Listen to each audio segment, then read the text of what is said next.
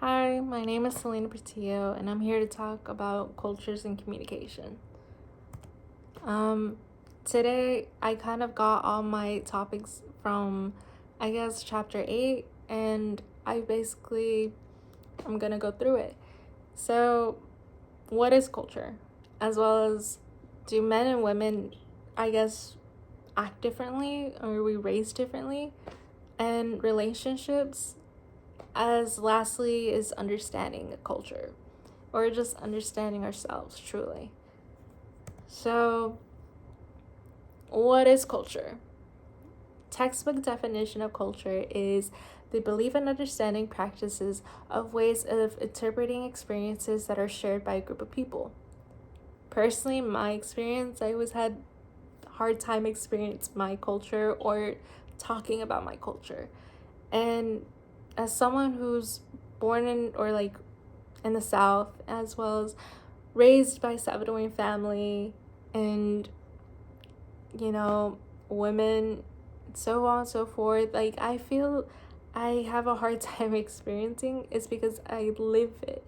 It's my everyday life and it's what I see every day. It's what I do every day. So I always have that hard like saying of words of what my culture is, but if I had to put it in my own definition for other people, I think it's our experiences or our beliefs or um what we were raised with, what we were raised by, and that's kind of our culture as well. I could think of it as well, like food culture and stuff like that. It's just you see things that people were passed on in different generations and so on and so forth, men or women, black, white, Indian, Asian, like Hispanic, Latina, European, so on and so forth. We were all raised different. We have different cultures.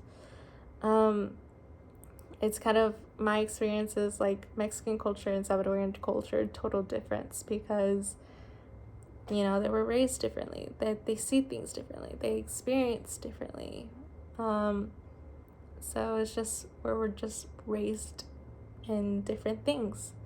Our ancestors created our culture. So, as well, like men or women, we're all different by who we are in our skins or what we were raised with and by our family. So, when I think of men, I think of Spartan, and it's just dominating, competitive, strength, um, type of things, like mostly in Germany and Japan, like they show that type of like strong, powerful type of like masculinity, like type of like people. When I think of female, I think of caring and emotional and just, feeling wise. I think of that type of like in our skin of what a female is. So there's just emotion. Um, we're gentle, caring. So as well as talking language, where men speak in direct context. So they say what they need to say, and that's it. Women, we kind of add on things. We add a little spice here and there. We like sprinkles of different things into our topics. Like we're very indirect sometimes, and that's kind of what we were raised in. Like in the Netherlands and Norway, like women and are strong in that culture. There are more women there, and then there's more men in Germany and Japan. So it's just we're all on our own skin, like we're different by what we see and what we were raised. So either you're buff, men, strong, or just caring, emotion type of people.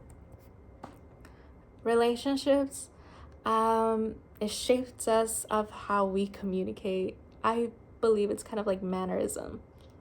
It's showing that you respect and appreciate someone.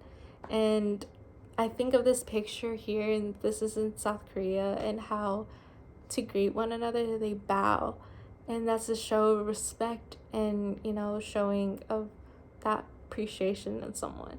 And I think of it as kind of like in that story of how a boy couldn't make eye contact because he was raised that it was like a disrespectful thing to do. But like in our culture, in the Western cultures and stuff like that, we're raised to show that it's respectful and shows that you're listening and understanding someone. Like when you're talking to someone, you make that eye contact to know that you know what they're trying to say. So it's just different ways of expressing ourselves. It's just by that mannerism. And we always have a hard time expressing that type of relationship to someone, showing that type of emotion that we can, or because some people think that it's disrespectful and some people think it's respectful. It's that type of like showing appreciation in that culture. Lastly, like I said, understanding.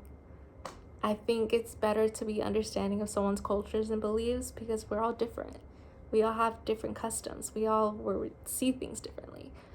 So it's very important to know that you respect their feelings and then beliefs, getting to know their customs if you have questions, and saying the right things and doing the right things in manners. Like it matters. It all matters. It's a better understanding. And the bottom I says that we're all raised differently. We all see things differently. We all have different customs.